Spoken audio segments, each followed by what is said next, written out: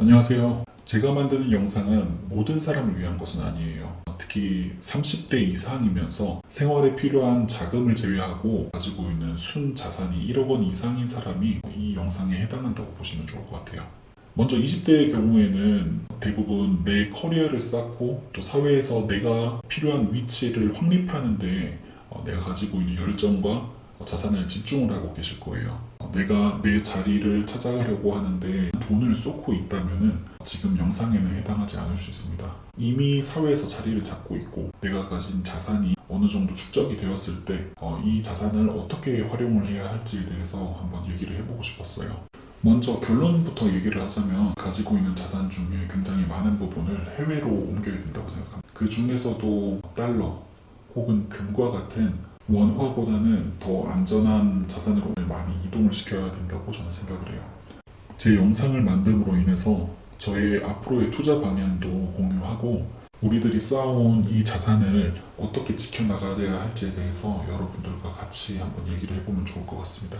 저는 저희들의 자산을 지키는데 필요한 마지노선이 한 10년 정도 남아있다고 생각해요. 아니 5년 정도만 지나도 모든 사람이 느낄 만큼 많은 것들이 변할 거예요. 현재로는 이런 변화가 우리 일상생활에 실제적인 영향을 미치는 걸 보기는 굉장히 힘듭니다. 이건 감소한 아이들이 아직 사회에 투입되지 않았고 이전 세대의 노동인구가 여전히 활동을 활발하게 하고 있기 때문입니다. 하지만 통계는 거짓말을 하지 않죠. 연금을 수령할 사람은 훨씬 더 늘어나는 반면 연금을 납부할 사람은 굉장히 많이 줄어들 거예요. 한 20년, 30년을 바라보면 그 격차는 굉장히 커지게 됩니다.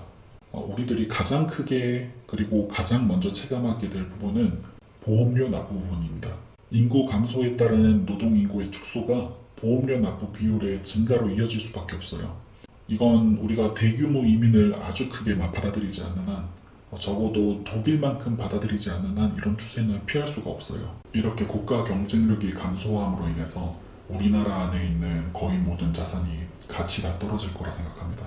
원화의 가치도 떨어지는 것은 당연하고요. 전통적으로 가장 많은 투자처였던 부동산의 가치도 많이 하락할 거라 생각합니다. 어쩌면 이렇게 감소한 부동산의 가치 때문에 아직도 많이 껴있는 부동산의 거품이 한 번에 터져버릴 수 있어요. 그런 얘기가 있죠. 우리나라의 부채에 부동산으로 인한 빚이 포함이 되어 있지 않다고요. 현재 눈에 보이는 부채보다 훨씬 더 많은 부채를 가지게 된다고 합니다. 그래서 우리가 가지고 있는 자산들을 달러나 비교적 안전한 곳으로 배분을 해놓는다면 이런 위험을 많이 회피할 수 있을 거라 생각을 해요. 지금까지는 제 주변의 또래와 같이 제 일에 집중을 하고 예적금을 통해서 저의 자산을 축적하는 데만 신경을 써왔습니다.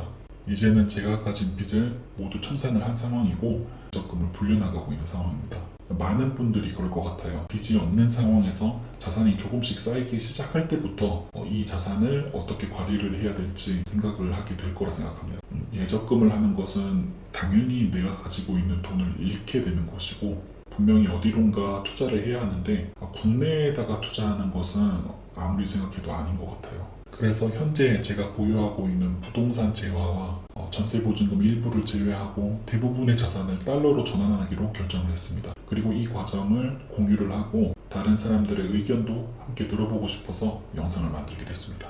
제가 투자하기로 결정한 것은 S&P 500과 나스닥을 추종하는 ETF에 넣을 생각입니다. 사실 이렇게 결정한 것은 한 1, 2개월 정도밖에 안 됐어요. 아직도 제 자산의 많은 부분은 예적금에 묶여 있습니다. 하지만 점진적으로 이 자산들을 모두 S&P 500 혹은 슈드 혹은 나스닥 추종 ETF로 변경해 나갈 생각입니다. 그리고 이 과정들을 될 수 있는 한 많이 공유를 하고 싶습니다. 지난달부터 해서 이미 옮겨놓은 자산으로만 따지면 총 ETF에 총 들어가 있는 돈은 2천에서 3천 사이입니다. 그래서 앞으로 제 자산을 전환해가는 그런 과정들을 영상에서 많이 다루고 싶습니다. 그리고 이런 제 생각과 제 과정을 어떻게 생각하는지 여러분들과 계속 공유를 하고 싶어요. 여러분들이 만약 이런 과정에 의견을 내고 참여하고 싶으시다면 구독 부탁드립니다.